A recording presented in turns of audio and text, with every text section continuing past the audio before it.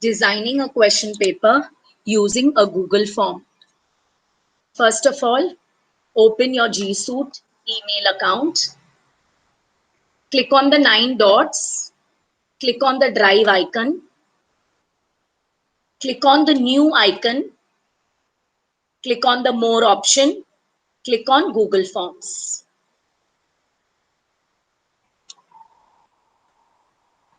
The question paper will be typed in this Google form.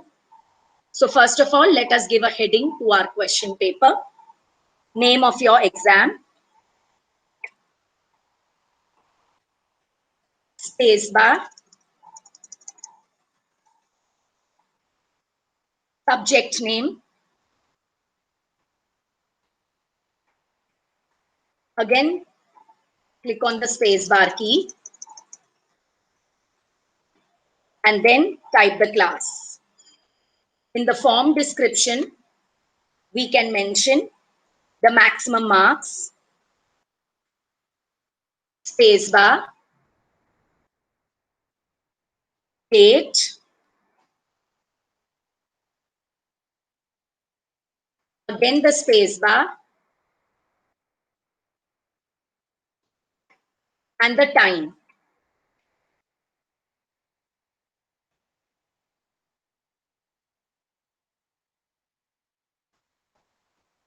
We can go to the top, click on this.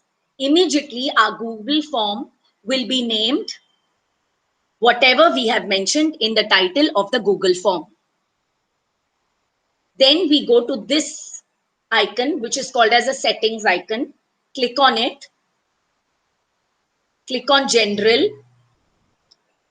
We enable the limit to one response. We enable the restrict to users in Queen Mary's North End. We will not enable edit after submit or see summary, because then the students will edit once they have submitted the question paper. So do not enable these options. Go to the presentation option. Once the students have completed the paper and submitted it, we can give them a message. So you can type the message, you have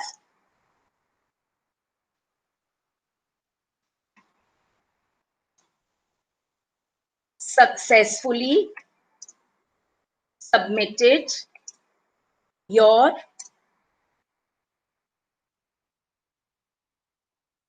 exam paper. Click on the quizzes option, enable this option, make this a quiz. Enable later after manual review, because we do not want the students to see the responses, the right answers immediately.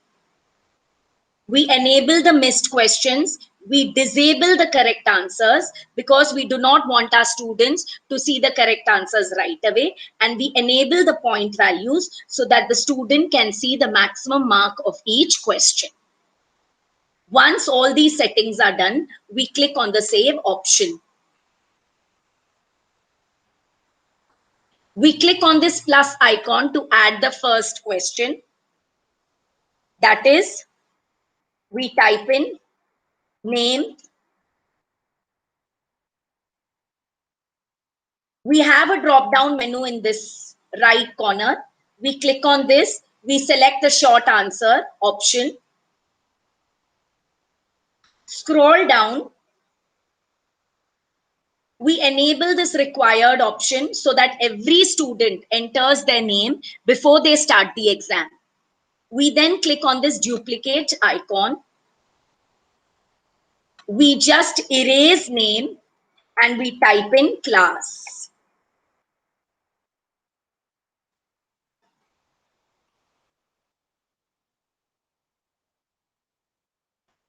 Again, scroll down. Again, we click on duplicate. Erase the class and type in section.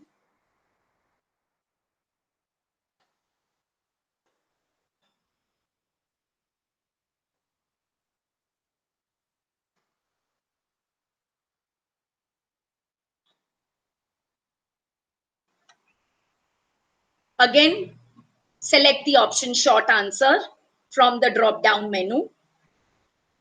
Scroll down. Again, click on the plus icon.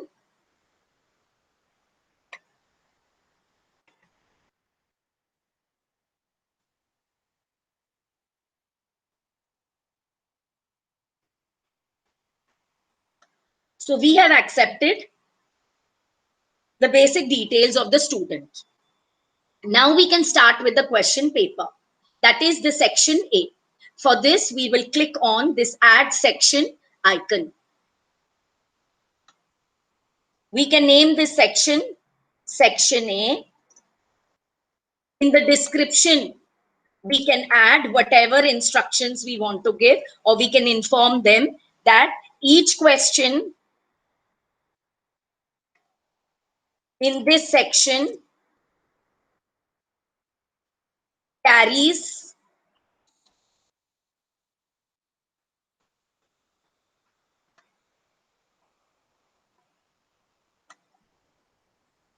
one mark.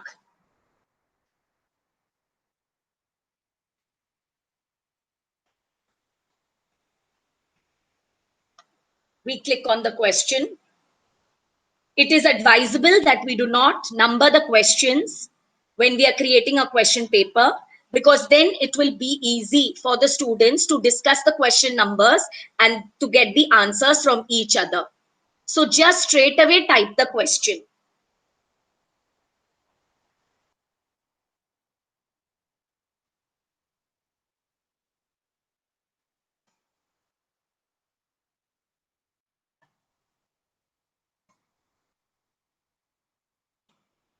In this case, I want to give a multiple choice question.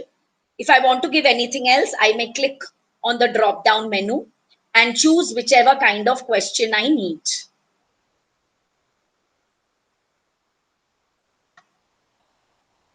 I click on the first option, use the backspace key to remove it, and then I can type in the first option. Click on the second option, use the backspace key and type the second option. Click on the next option, use the backspace key, type the third option. Again, the same thing. Click on the fourth option, press the backspace key, and then type the fourth option. So now my question is ready. We again enable, we click on these three dots, click on the shuffle option order. The reason for clicking on the shuffle option order is so that when the students get this question paper, the options will not be in the same order for all of them, so that you can avoid cheating. Another thing is, these questions can be self-corrected. That is, we can give the answer key, click on the answer key, you can choose the correct option, which will not be seen to the parent. Sorry, to the student. Another very one important thing is when we click on the answer key,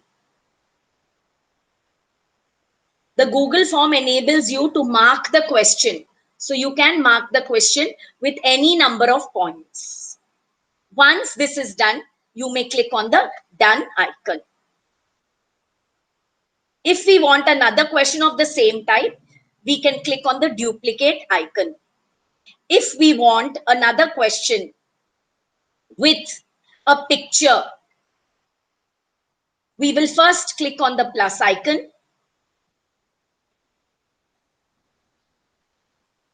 And I will write, observe the following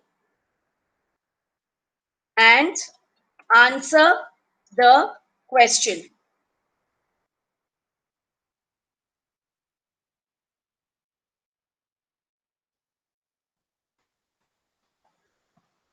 I will then click on this add image icon.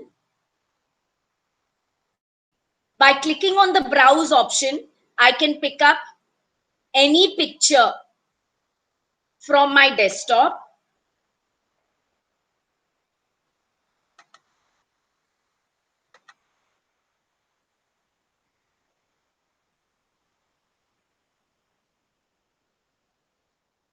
My picture is inserted. I can give a title to my picture. I can change the alignment of this image by clicking on these three dots. I can left align it, I can center align it, right align it. I can even change the image if I'm not satisfied, or I can remove it by clicking on the remove option.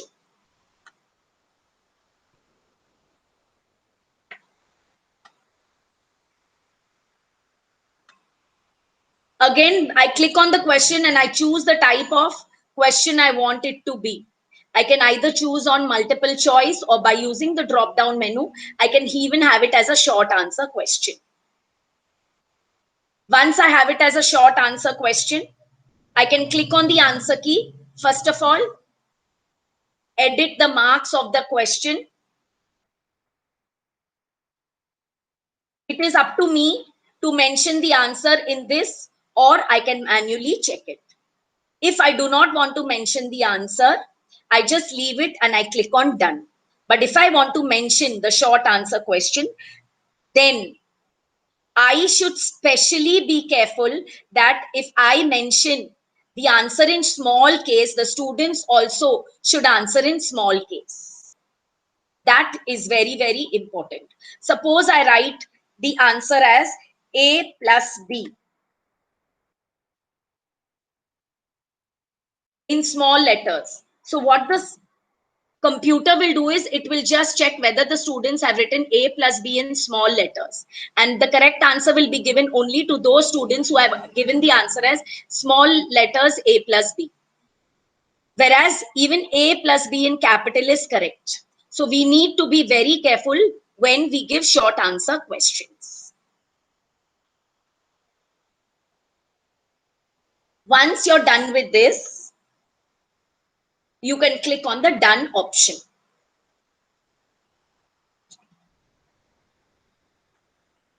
Similarly, we can even add comprehensions in a Google form. To add comprehensions in a Google form, it is suggested that we start a new section. Once we click on the new section,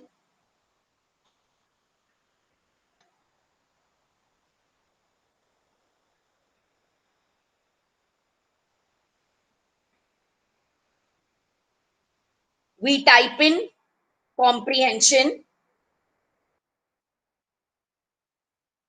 The description over here gives us enough space to copy a part of the text, your comprehension, or to insert an image. This multi-line option is not available in the normal questions of a Google form.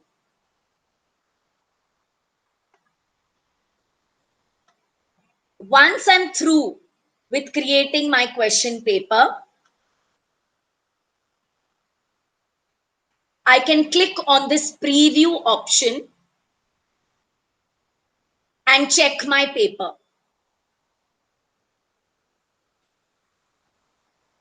Since we divided the question paper in sections, it will first allow me to enter all the information first, then click on the next to move on to the next section, and then again click on the next to move on to the third section. Another very important thing about this Google form is the responses. Once your student submit the paper, immediately the number of students who have submitted the responses will be displayed here in brackets. And if we want our students to submit the paper on time, this option, which is called as accepting responses, must be disabled after the time limit of the question paper. This can be done by the person who has designed the question paper. Once our question paper is ready, we will click on the send option. We will click on this option, the link option. I will click on this shorten URL. and then I will copy this option. Once I copy this option, I will send the link of the question paper I have created to the coordinators for the checking. Once the coordinator has checked the paper and all the necessary changes have been done, this link will be sent on a Word file to the exam department, mentioning the name of the subject, the name of the exam, as well as the link of your paper on that Word file. On the day of the exam, we will paste this link in the Google Classroom of those subjects which are to be conducted by the subject teachers.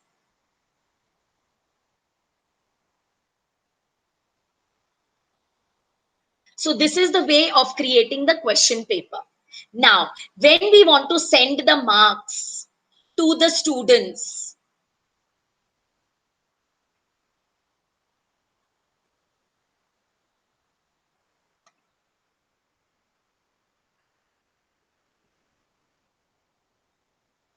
once we get the responses, immediately we get an option on this screen, that is the response screen. Release the responses. So as a result of which, the responses will go to the students on their respective email IDs with the subject names. Therefore, I told you to mention the subject name, the class, and the exam in the title, so that all these three things go to the students in their email when you release their score.